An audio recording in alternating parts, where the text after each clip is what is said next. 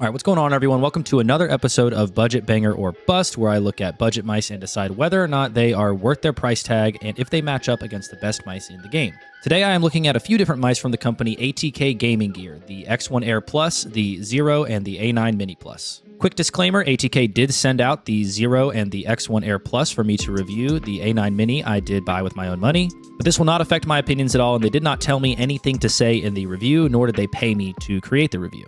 Just a quick overview of the series. I review these mice more to see their worth as opposed to whether or not they are just good mice compared to the general market. I still give a rating at the end, but the ultimate answer is whether or not they are a banger or a bust at that price point. Now that that's out of the way, let's go ahead and get started with the X1 Air Plus. The X1 Air Plus is a lightweight Razor Viper V4 clone that comes in at $75 USD on ATK's website.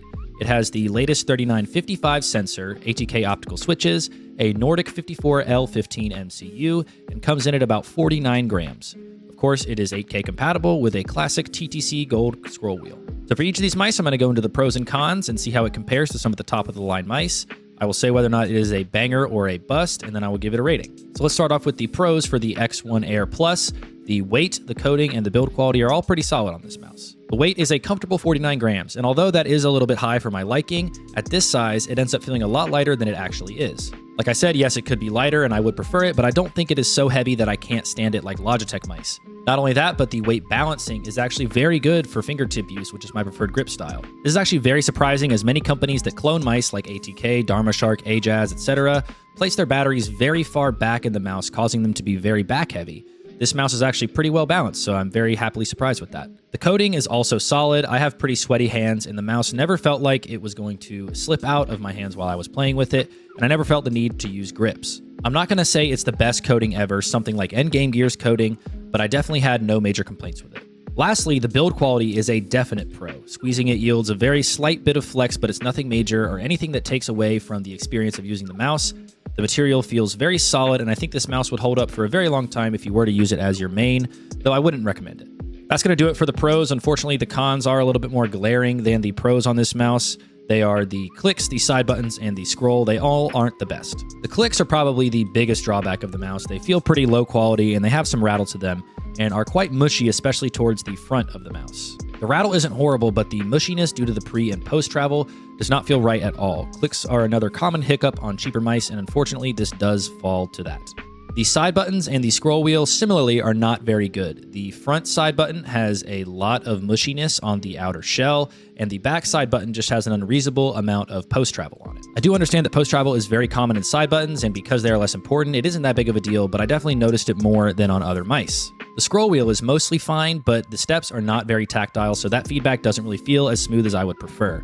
Again, it's not the biggest drawback, but I do like clean scroll wheels, so I wish this mouse had a much better one. That's going to do it for the pros and cons. So is this mouse a budget banger or bust? Unfortunately, I do think that this is a bust. The Viper V3 Hyperspeed is only $50 on Amazon, and although the specs are slightly worse, you're saving money and probably getting better quality in the mouse in general. All that's to say, I just don't think the higher price justifies the quality of the X1 Air Plus, so probably best not to go with this one. For a ranking, I'll give it a completely average 3 out of 5. I didn't include it as a con because the shape is so well known, but I really don't like the shape for fingertip, as the click height is just a little bit too high and the mouse itself is just a little bit too big. People should know what they are getting into when it comes to this shape, but I really just don't get this mouse if you are a fingertip grip user.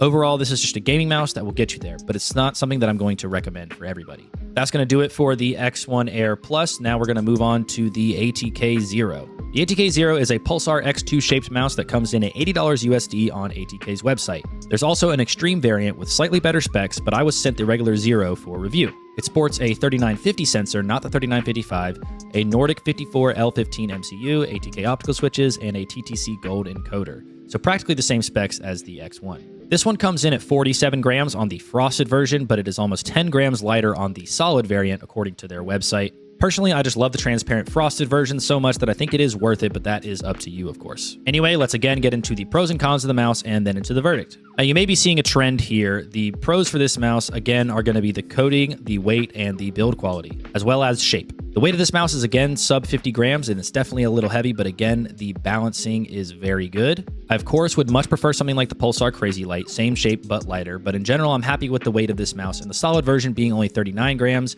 would be way, way better. Build quality is solid, no flexing on the sides, back, or the base, and the mouse feels like it could hold up. It also has a very flat, solid base, which I like. That's something else that these budget companies often overlook, but ATK did a good job here.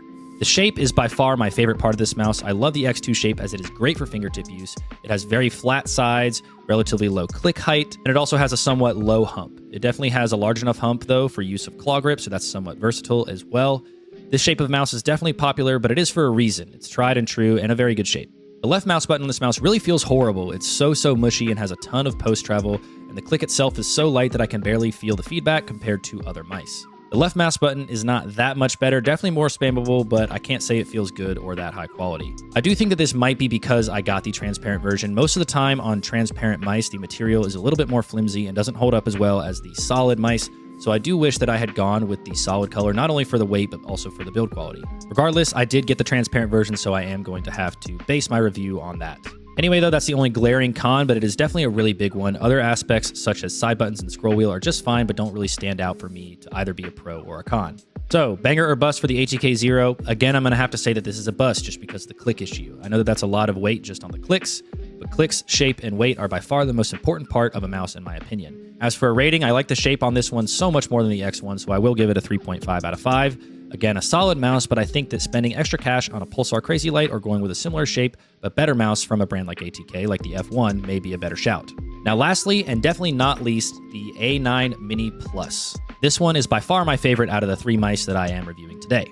The A9 series is a Superlight 2C clone, and the Mini Plus comes in at $80 USD with a 3955 master sensor, Nordic 54 L15 MCU, ATK optical switches, and a TTC gold encoder. Yes, you've probably realized by now that these are all 3 essentially the same mouse in different packages with different weights and shapes, hence them being in the same video. This mouse comes in at 39 grams plus or minus 3 on their website, and mine is unfortunately up there at 42 grams at the higher limit. But that does make it the lightest of the 3 mouse, and it is definitely noticeable. I also think that the colorway is really nice on this mouse, but they did have a mint version, and I kind of wish I'd gone with that. Now moving on to the pros of this mouse, it is actually different from the other 3, and it actually has a great click implementation. It has a good side button implementation as well, and the shape is by far the best out of all 3 of them. The clicks surprised me a lot. Like I said, often these cheaper mice are not great in that category, but these are crisp, tight, and have an almost perfect amount of pre and post travel. They could definitely be improved and are not the best clicks I've ever used, but generally I was very impressed with their quality. They also have a good weight to them, a little bit on the lighter side, which I usually don't prefer, but these feel pretty good. They're very spammable and comfortable to use. The side buttons are also pretty solid as well, with again a nice comfortable amount of pre and post travel. They are nowhere near as good as they are on the Lamzu Thorn V2. I think that those are the best side buttons of all time, but playing Fortnite or a game that requires a lot of side button use would be nice on this mouse. Lastly, for the pros, the shape is absolutely amazing. I know that this is a clone of an existing shape, a very popular one from Logitech, but if you are someone who uses fingertip grip, I highly recommend a mouse with this shape. The sides are very flat and the hump is in the middle of the mouse, so it feels super comfortable. The click height is a little bit too high for my liking, but the rest of the mouse more than makes up for that. The cons, the main one I felt was the scroll wheel. It's very rattly and kind of loud when you use it, and the steps don't give much feedback. It really doesn't take much force at all to move it a step, and I really wish it was a lot more tactile. It's again not the biggest drawback, and I don't notice it too much in game, but it's definitely worth noting. Those are the biggest things that stood out about the A9 Mini Plus, so is it a budget banger? And I think absolutely. I think this is a no-brainer if you like the 2C shape or want to try it out, but don't want to break the bank. The 2C on Logitech's website is $150, which is honestly ridiculous, so definitely pick this one up if you are interested in that mouse. Now, if Logitech releases a Super Strike 2C, then that might be something that you want to consider, but again, this is still going to be so much cheaper than that mouse is. As for a rating, I'll give this one a 4 out of 5. I loved using it while I did, and I will definitely revisit this mouse if I have time in the future. Anyways, that is going to do it for this episode of Budget Banger or Bust, looking at some ATK mice. In general, I do enjoy ATK products, and I think that they are great cheap alternatives to the most expensive mice on the market. However, there are definitely some duds in there depending on which mouse that you get. Now, if you do want to pick up any of these mice, I will have them linked in the description, and you can use code Anders at checkout to support me, and you'll also get a discount. Again, big shout out to them for sending out the X1 and the Zero. They have been a pleasure to work with and are very responsive and understanding. I had a delay in the release of this video because I've had a lot of personal stuff going on in my life, and they were very nice about it. Anyways, thank you so much for watching this video. Next up, I'll try and get a review up for the latest Gravistar mouse to see if a gimmick mouse can really be viable for competitive play. I also have the XA25 from XBAB Tech, which is a prototype mouse that they are going to release in the future. And then I also have the Angry Meow AM Infinity 97, which is the first hot swappable mouse that I have hot swappable battery mouse that I have ever used. Needless to say, there's a lot of stuff in the pipeline, so look out for future posts. Make sure to like and subscribe for more, and of course, I will see you in the next one. Peace. Hey,